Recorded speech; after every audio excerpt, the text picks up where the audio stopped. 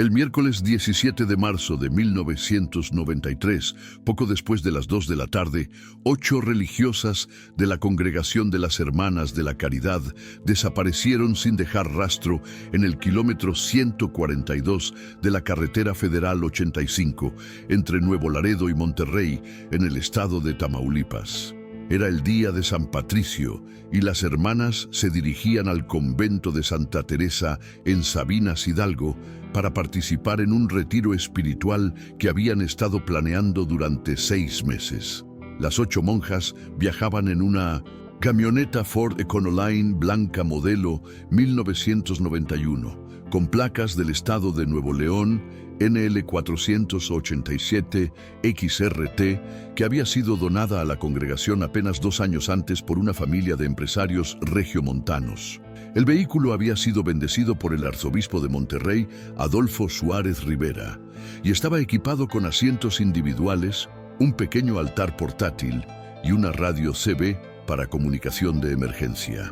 La Madre Superiora Esperanza Villarreal González, de 58 años, dirigía el grupo con 35 años de Mindutzintus, vida religiosa dedicados al cuidado de huérfanos en el Hogar San José de Monterrey. Le acompañaban las hermanas Carmen Rodríguez Morales, 52 años, María Elena Sánchez Vega, 48 años, Rosa María Hernández López, 45 años, Guadalupe Torres Ramírez, 42 años, Ana Patricia Morales Díaz, 38 años, Blanca Estela Ruiz Garza, 35 años, y la hermana más joven, Teresa de Jesús Martínez Solís, 29 años. Según los registros del convento, la expedición había partido exactamente a las 11:47 am desde el Hogar San José, ubicado en la colonia Mitras Centro de Monterrey. El viaje programado hasta Sabinas, Hidalgo, tenía una duración estimada de 3 horas y 15 minutos, lo que significaba que debían llegar alrededor de las 3 p.m. para participar en las vísperas del retiro espiritual programado para esa tarde. La carretera federal 85 en ese tramo era conocida como una ruta relativamente segura, utilizada frecuentemente por peregrinos religiosos que se dirigían a diversos santuarios del norte de México. Era una carretera de 4 carriles con camellón central, bien señalizada, con múltiples estaciones de servicio y puntos de auxilio vial establecidos por la Secretaría de Comunicaciones y Transportes. Si quieres conocer la verdad detrás de estos archivos perdidos de las carreteras del norte mexicano, dale like a esta investigación basada en documentos oficiales reales y verifica que estés suscrito a Archivos de la Ruta para no perderte los misterios más inquietantes que las rutas fronterizas han guardado en silencio durante décadas. Cada una de las 8 religiosas llevaba consigo su breviario personal, el rosario que había recibido durante su profesión religiosa, una pequeña maleta con ropa para 3 días y objetos devotos específicos que las identificaban. La Madre Esperanza portaba una cruz pectoral de plata maciza que había pertenecido a su predecesora, mientras que la hermana Teresa llevaba un crucifijo de madera tallado por su propio padre antes de ingresar a la vida religiosa. La congregación había establecido protocolos estrictos para viajes largos, comunicación cada hora con la casa madre, registro de paradas en gasolineras y confirmación de llegada inmediata al destino. La hermana Carmen, quien fungía como secretaria de la expedición, tenía la responsabilidad de mantener contacto con el convento utilizando la radio CB instalada en la camioneta.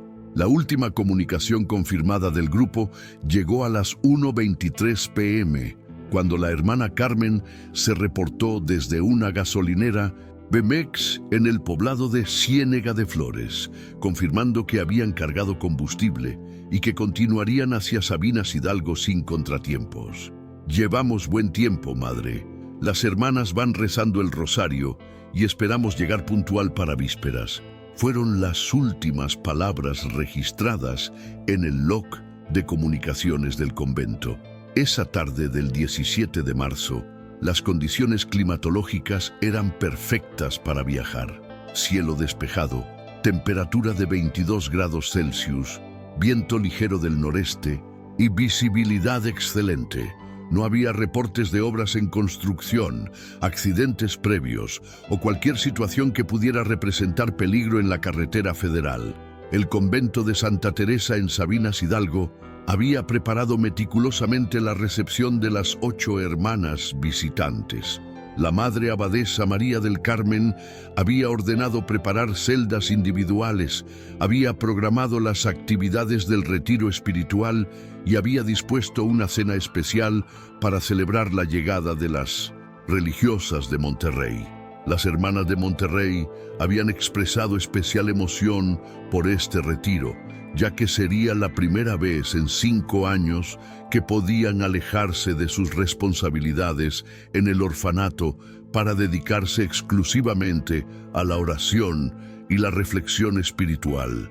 Habían estado ahorrando durante meses para costear el viaje y habían organizado cuidadosamente la atención de los 47 niños que permanecerían en el hogar bajo supervisión de otras religiosas. Lo que comenzó como una jornada de fe y recogimiento espiritual se convirtió en una tragedia que duraría 31 años. 8 mujeres que habían dedicado su vida al servicio de los más necesitados desaparecieron en algún punto de esa carretera del norte mexicano, y sus hermanas en religión vivirían más de 3 décadas sin respuestas, hasta que las aguas subterráneas de un pozo abandonado decidieran revelar un secreto que había permanecido oculto en el silencio de la planicie tamaulipeca.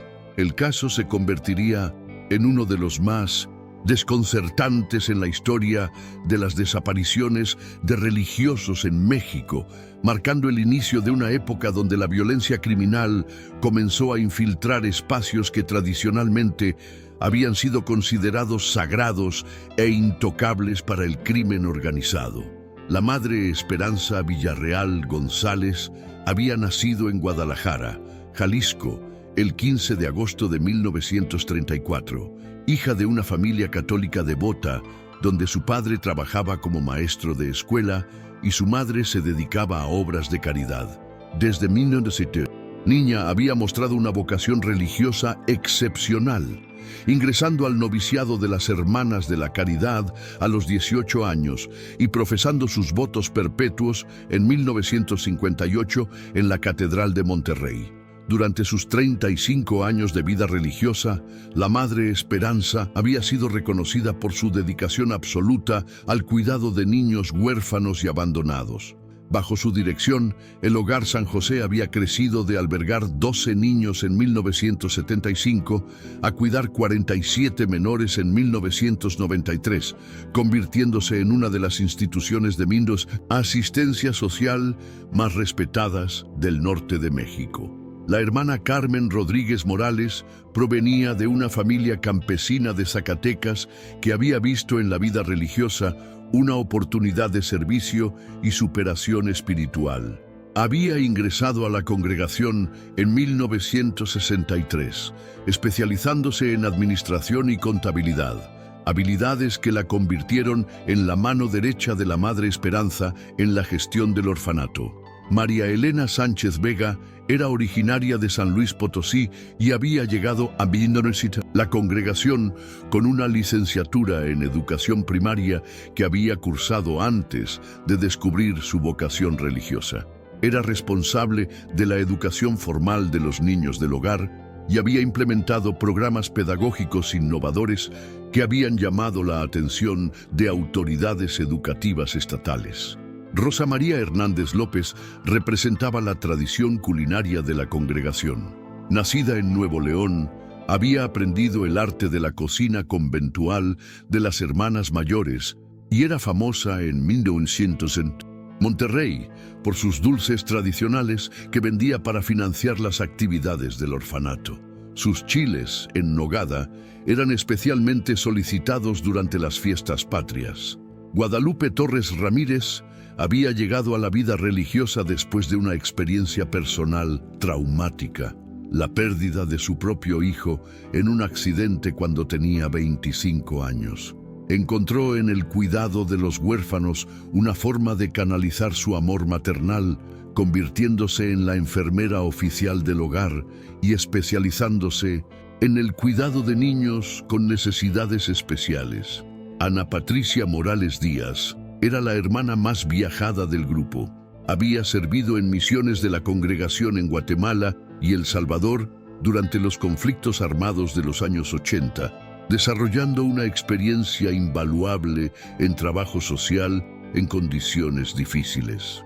Su conocimiento de primeros auxilios y manejo de crisis la había convertido en la coordinadora de emergencias del orfanato. Blanca Estela Ruiz Garza provenía de una familia acaudalada de Monterrey que había donado grandes sumas a obras católicas.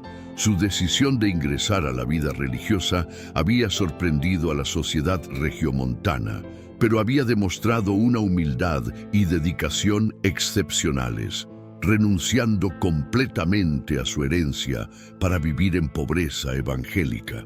Teresa de Jesús Martínez Solís, la más joven del grupo, había ingresado al noviciado apenas 5 años antes, inspirada por el ejemplo de las hermanas mayores que había conocido durante sus estudios de trabajo social en la Universidad de Monterrey. Su juventud y energía habían revitalizado muchas actividades del orfanato, especialmente los programas deportivos y culturales. Las 8 hermanas compartían más que la vida religiosa. Habían desarrollado vínculos familiares que trascendían la organización conventual. Se conocían íntimamente. Habían enfrentado juntas las crisis económicas de los años 80. Habían celebrado los éxitos educativos de los niños que habían criado y habían llorado juntas cuando algunos de sus pequeños protegidos habían sido adoptados por familias. La camioneta Ford Econoline que las transportaba esa mañana había sido adquirida por la congregación gracias a una donación de la familia Garza Sada en 1991. El vehículo había sido modificado específicamente para el transporte de religiosas. Se instalaron asientos individuales con respaldos altos, un pequeño altar portátil para oraciones durante el viaje y un sistema de ventilación adicional para mayor comodidad.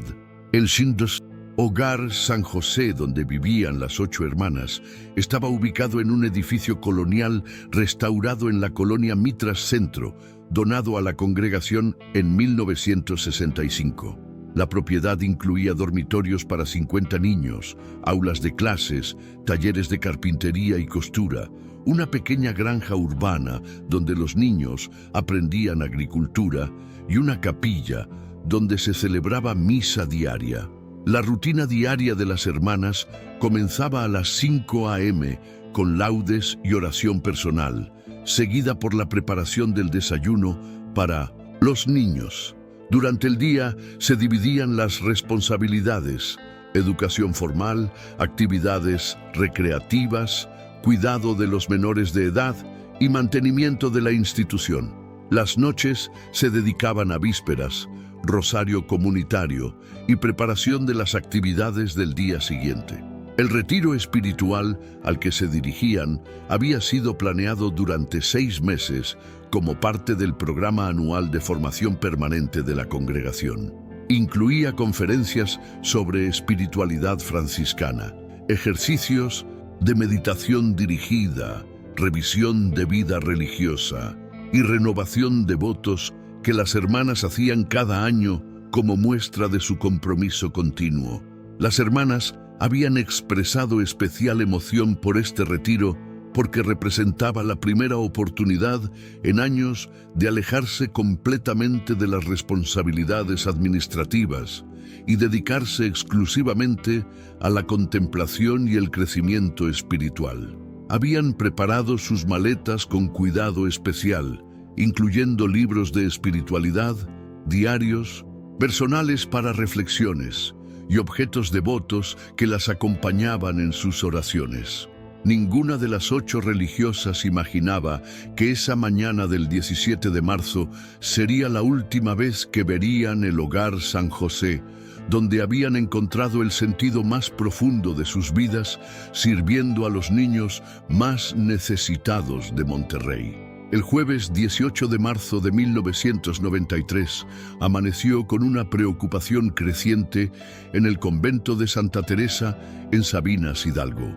La madre abadesa María del Carmen había pasado la noche sin dormir, esperando alguna comunicación que explicara por qué las 8 hermanas de Monterrey no habían llegado a la hora programada el día anterior. Cuando el sol salió sin noticias, supo que algo grave había ocurrido. A las 6 a.m., la madre María del Carmen estableció comunicación telefónica con el Hogar San José en Monterrey, confirmando que las hermanas habían partido puntualmente el día anterior y que no habían regresado a su casa madre. La hermana Concepción Ramírez, quien había quedado a cargo del orfanato, informó que los niños habían preguntado repetidamente por las hermanas durante la cena y el desayuno. La primera comunicación oficial con las autoridades se realizó a las 8 a.m., cuando la Madre María del Carmen contactó a la Policía Ministerial de Nuevo León para reportar la desaparición de las 8 religiosas. El comandante Raúl Sandoval Méndez abrió inmediatamente la averiguación previa 0Che-1993 bajo la clasificación de personas extraviadas y activó protocolos de búsqueda en 1900 carreteras. Simultáneamente, el arzobispo de Monterrey, Adolfo Suárez Rivera, fue notificado del caso y ordenó que todas las parroquias del norte de Nuevo León y sur de Tamaulipas iniciaran cadenas de oración por el paradero de las hermanas desaparecidas. La noticia se extendió rápidamente por las comunidades católicas de la región, generando una movilización de fieles sin precedentes. El primer operativo de búsqueda se desplegó a las 10 a.m. del 18 de marzo, coordinado entre la Policía Federal de Caminos, la Policía Ministerial de Nuevo León y elementos de la Policía Estatal de Tamaulipas. Patrullas especializadas comenzaron a recorrer toda la carretera federal 85 desde Monterrey hasta Nuevo Laredo, inspeccionando cada kilómetro en busca de la camioneta blanca desaparecida. El testimonio más prometedor llegó de Evaristo Morales, encargado de la gasolinera Pemex en Ciénega de Flores, quien confirmó que las 8 hermanas habían cargado combustible exactamente a las 1:15 p.m. del día anterior.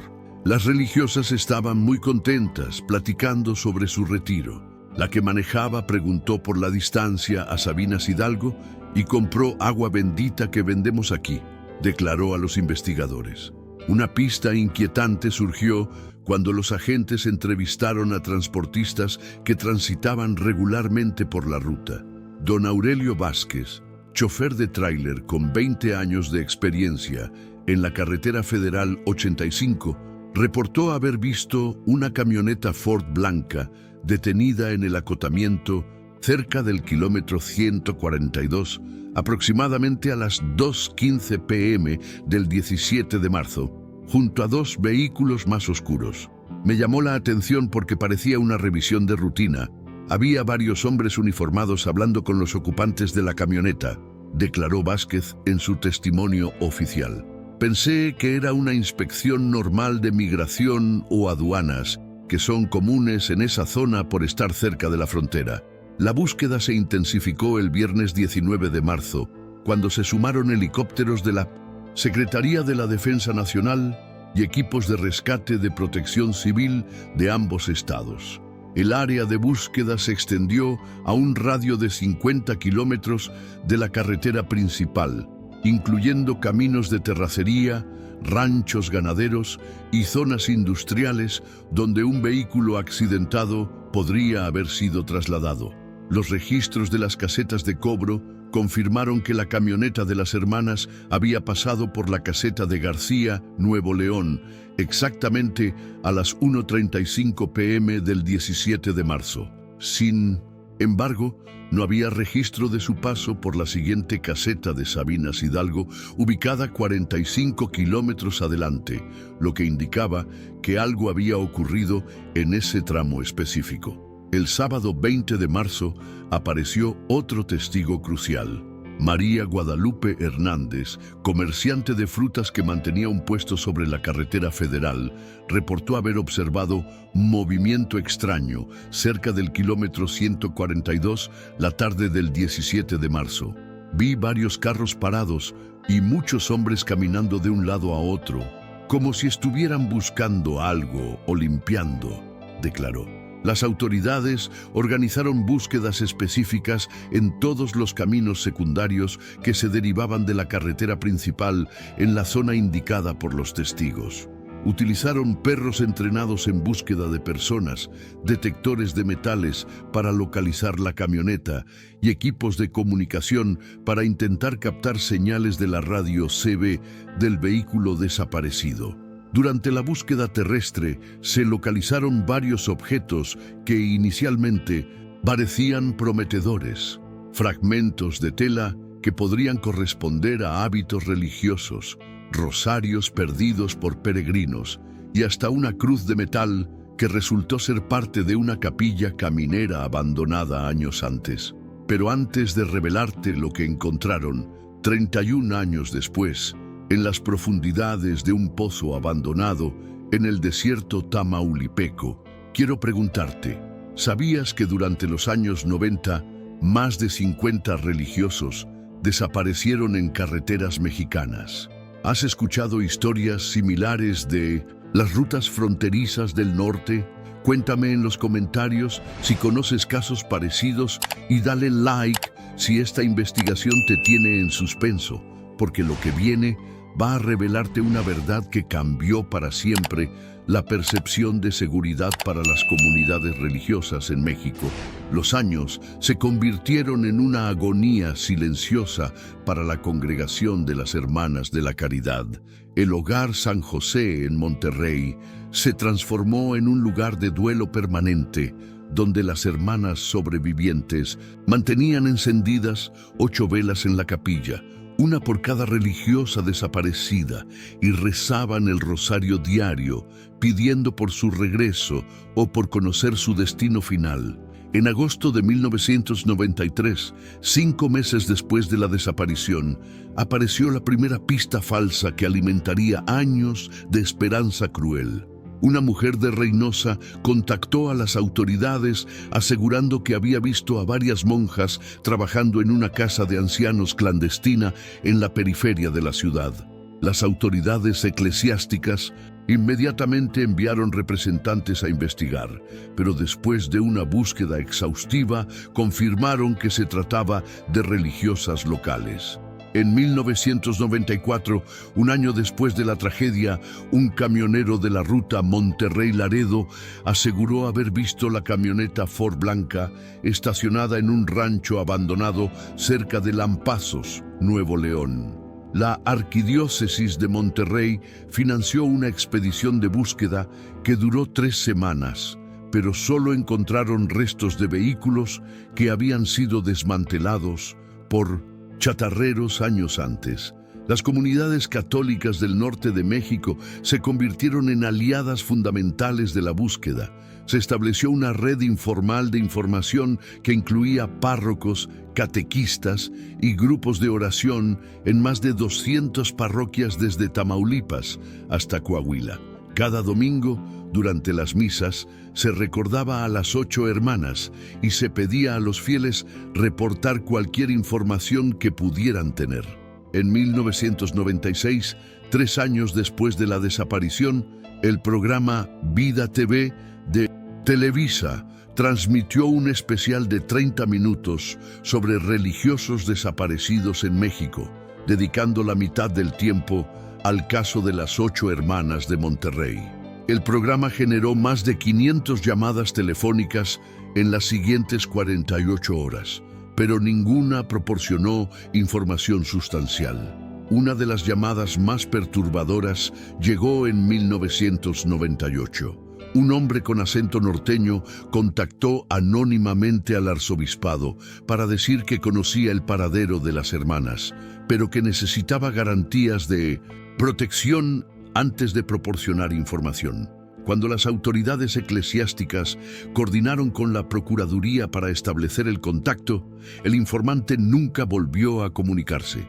En el año 2000, 7 años después de la desaparición, documentos filtrados de la Procuraduría General de la República revelaron que el caso había sido reclasificado como desaparición forzada por presunto crimen organizado. Esta información, que debía permanecer clasificada, fue interpretada por las autoridades religiosas como confirmación de que las hermanas habían sido víctimas de violencia criminal. Los niños del Hogar San José crecieron con la sombra de la desaparición. Muchos de ellos, que tenían entre 5 y 15 años en 1993, preguntaban constantemente cuándo regresarían las hermanas que los habían cuidado. Las nuevas religiosas que llegaron para reemplazarlas enfrentaron el desafío de mantener la esperanza mientras ayudaban a los menores a procesar el duelo. En 2003, 10 años después de la tragedia, la Congregación de las Hermanas de la Caridad organizó una misa conmemorativa en la Catedral de Monterrey. El evento reunió a más de 2,000 personas, incluyendo exalumnos del Hogar San José, familias beneficiadas por la labor de las hermanas y representantes de comunidades religiosas de todo el país. Los últimos reportes oficiales de búsqueda se realizaron en 2008, cuando nuevas tecnologías de rastreo permitieron inspeccionar áreas previamente inaccesibles del desierto entre Nuevo León y Tamaulipas. Se utilizaron detectores de metales de largo alcance, cámaras térmicas satelitales y equipos de georradar, pero no se encontraron evidencias de la camioneta o de las religiosas desaparecidas. En 2013, para el 20º aniversario de la desaparición, la Arquidiócesis de Monterrey publicó un libro conmemorativo titulado 8 vidas de servicio, que incluía biografías detalladas de cada hermana desaparecida, testimonios de personas que habían sido beneficiadas por su trabajo y reflexiones teológicas sobre el misterio del sufrimiento de los justos. Durante 2015, el Papa Francisco, durante su visita a México, mencionó específicamente el caso de las 8 hermanas durante una homilía en Monterrey, pidiendo que la verdad sobre su destino sea conocida y que su sacrificio no sea olvidado por el pueblo mexicano. Sus palabras renovaron el interés mediático en el caso, pero no generaron nuevas pistas investigativas.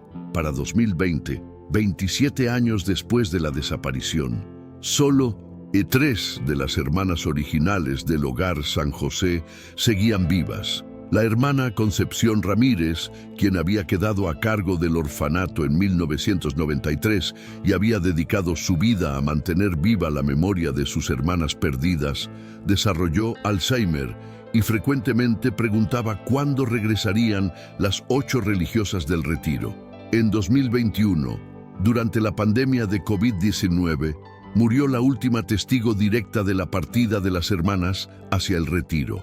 La hermana Socorro Martínez, de 89 años, había sido quien las despidió en la puerta del Hogar San José esa mañana del 17 de marzo de 1993, y había mantenido hasta el final la esperanza de volver a verlas. El Hogar San José continuó funcionando bajo la dirección de nuevas hermanas, pero mantuvo intacta la habitación que había pertenecido a la Madre Esperanza, conservando sus libros de oración, su escritorio con cartas sin terminar y las fotografías de los niños que había cuidado durante décadas. La habitación se convirtió en un lugar de peregrinación para católicos de todo el norte de México. Para el 30º aniversario de la desaparición, en marzo de 2023, las autoridades eclesiásticas organizaron una vigilia de oración que duró 31 horas continuas, una por cada año transcurrido, Participaron más de 5.000 personas en la Catedral de Monterrey, manteniendo la esperanza de que algún día se conociera la verdad sobre el destino de las 8 siervas de Dios. La mañana del 12 de noviembre de 2024, exactamente 31 años, 7 meses y 26 días después de la desaparición, el ingeniero hidráulico Roberto Salinas Vega realizaba estudios de prospección de agua subterránea para un proyecto agrícola en un rancho abandonado ubicado a 15 kilómetros de la carretera federal 85, en territorio de Lampazos de Naranjo, Nuevo León. Utilizando equipo de sondeo geológico y detectores de cavidades subterráneas, buscaba determinar la viabilidad de perforar pozos artesianos. Durante las mediciones con georradar a 200 metros del casco principal del rancho abandonado, Salinas detectó una anomalía significativa: un pozo de agua de aproximadamente 40 metros de profundidad que no aparecía en ningún mapa oficial de la región. La estructura circular, de unos 3 metros de diámetro, había sido cubierta con placas de metal y tierra durante décadas, haciéndola invisible desde la superficie. Salinas, especialista en hidrología con 25 años de experiencia en el norte de México, había trabajado en cientos de prospecciones similares. Esa mañana, mientras revisaba las lecturas del georradar en su laptop, notó que el pozo contenía objetos metálicos de gran tamaño que no correspondían con la estructura natural de un pozo de agua convencional. Intrigado por el hallazgo, Salinas utilizó una cámara subacuática robotizada para inspeccionar las profundidades del pozo. A 18 metros de profundidad, sus instrumentos captaron imágenes que le causaron conmoción. Restos de lo que claramente parecía ser un vehículo completamente sumergido, junto con múltiples objetos metálicos brillantes distribuidos por el fondo del pozo. Inmediatamente suspendió la prospección y contactó a la Fiscalía General del Estado de Nuevo León. Para las 3 de la tarde del mismo día, la unidad especializada en investigación de delitos había clasificado el sitio como posible escena de crimen y había solicitado la presencia de buzos especializados en rescate y recuperación de la Secretaría de Marina. Las primeras inmersiones se realizaron el 13 de noviembre, utilizando equipos de buceo técnico capaces de descender a profundidades de hasta 50 metros. Los buzos de la Secretaría de Marina, dirigidos por el capitán de corbeta Alejandro Ruiz Hernández, confirmaron la presencia de una camioneta Ford Econoline en el fondo del pozo, completamente sumergida pero estructuralmente intacta. La extracción del vehículo requirió técnicas especializadas de arqueología subacuática y equipos de grúa de alta capacidad. Durante 3 días, especialistas en recuperación trabajaron cuidadosamente para sacar la camioneta sin dañar posibles evidencias. El 16 de noviembre, después de 72 horas de trabajo continuo, la Ford Econoline blanca emergió del pozo. Lo más extraordinario del hallazgo fue el estado de preservación del vehículo y su contenido. Las aguas estáticas del pozo, con baja concentración de oxígeno y temperatura constante de 18 grados Celsius, habían creado condiciones de conservación excepcionales. El interior de la camioneta estaba notablemente preservado, incluyendo objetos textiles que normalmente se habrían descompuesto. En el vehículo se encontraron los restos óseos de 8 personas, distribuidos en las posiciones donde se habrían sentado durante el viaje. Los análisis preliminares de antropología forense confirmaron que correspondían a 8 mujeres adultas de edades compatibles con las de las hermanas desaparecidas. Los objetos personales recuperados contaban una historia devastadora de vida religiosa truncada violentamente. Entre los hallazgos más impactantes se encontraron 8 crucifijos de diferentes materiales y tamaños, cada uno correspondiente a las descripciones proporcionadas por la congregación en 1993. Breviarios conservados en bolsas plásticas herméticas, rosarios de diversos materiales que habían pertenecido a cada hermana. El descubrimiento más emotivo fue la cruz pectoral de plata maciza que había pertenecido a la Madre Esperanza. La joya religiosa, grabada con la inscripción Sierva de los Pobres, 1958, estaba perfectamente conservada y fue inmediatamente identificada por las hermanas sobrevivientes de la congregación como la reliquia más preciada de su antigua superiora.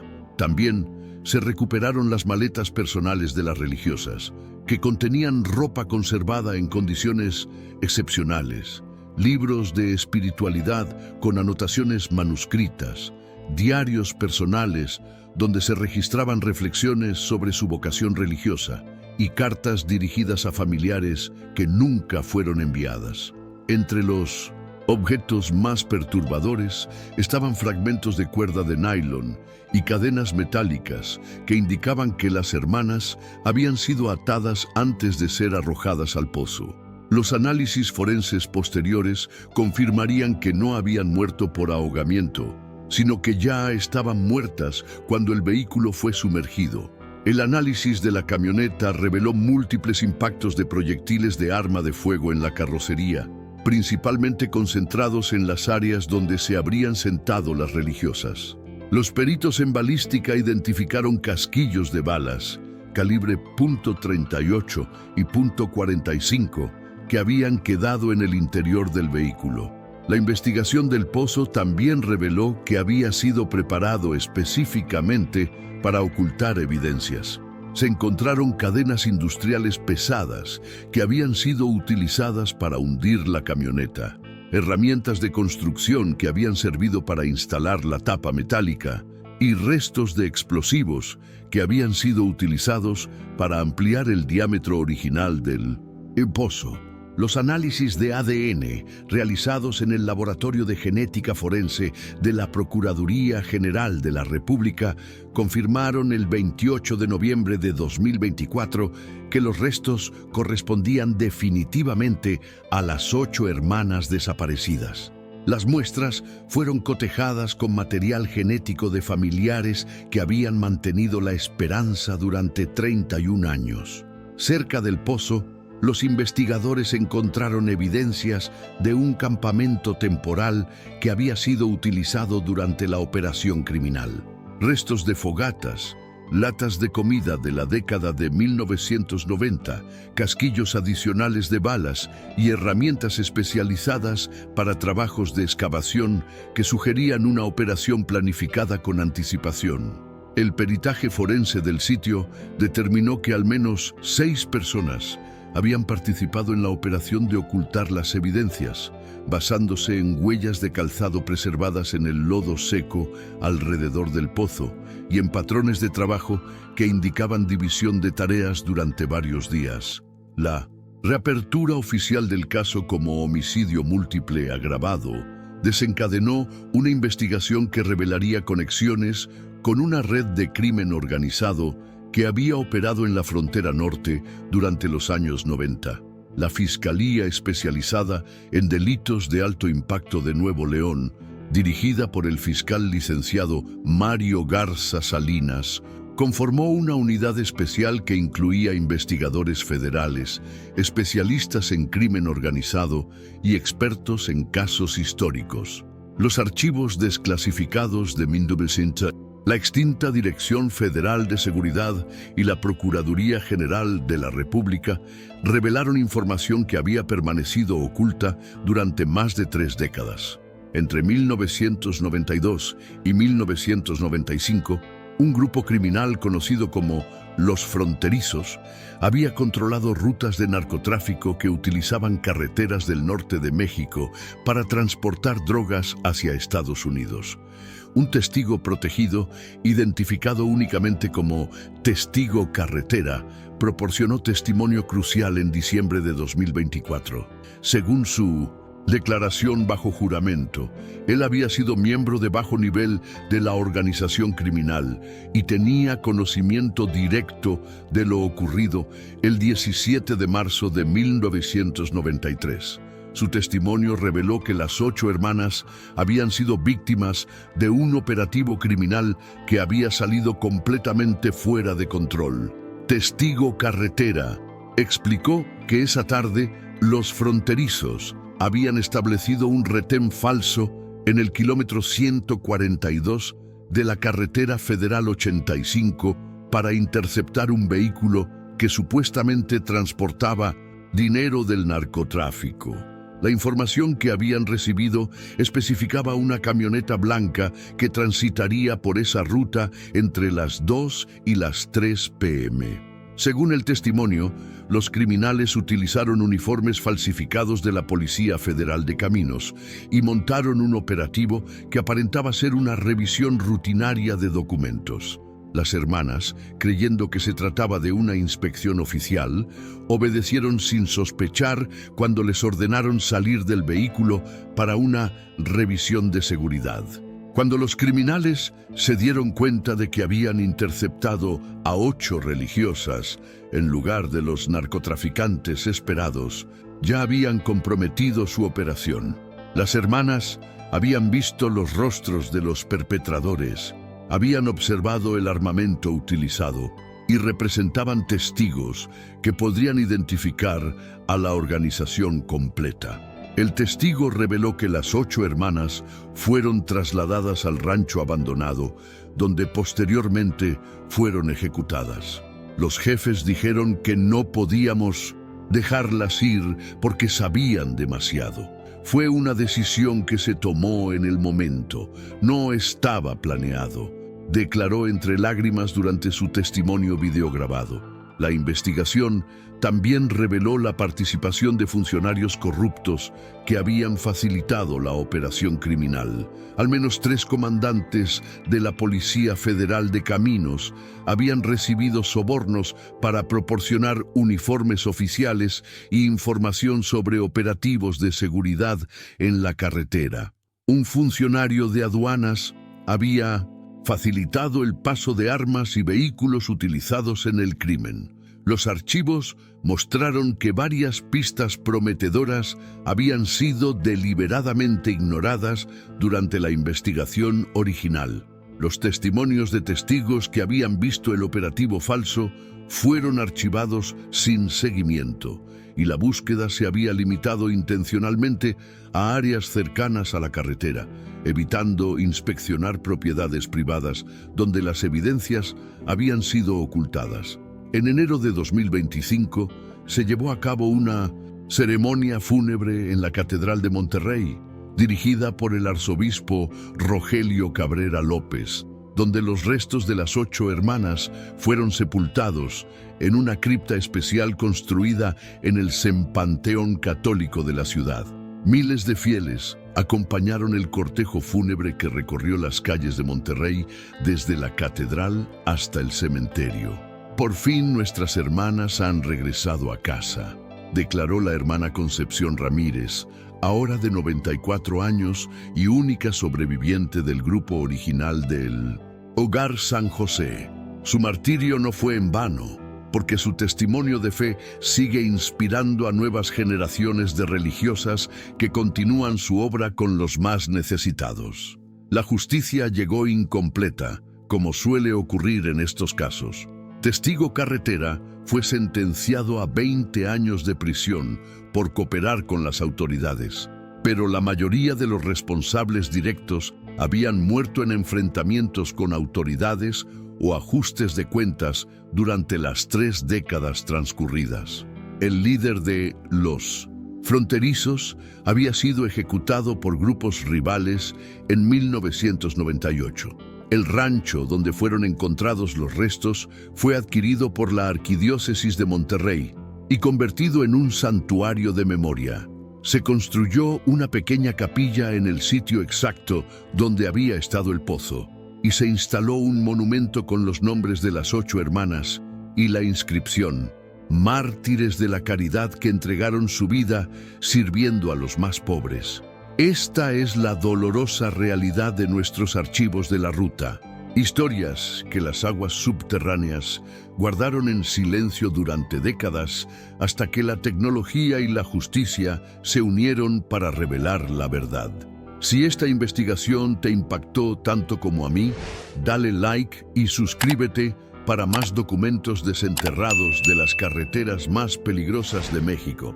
Déjanos en los comentarios tu nombre y desde qué país nos sigues.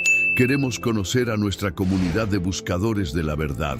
Apóyanos con un super thanks si valoras estas investigaciones que honran la memoria de quienes dedicaron su vida al servicio de los demás. Comparte este video con al menos 5 personas especiales, porque estas historias merecen ser contadas para que nunca más la violencia toque a quienes han consagrado su vida al amor y la caridad. Y no te pierdas el próximo archivo que aparece en pantalla, otra historia que demuestra que la verdad siempre emerge de las profundidades, sin importar cuántos años permanezca oculta.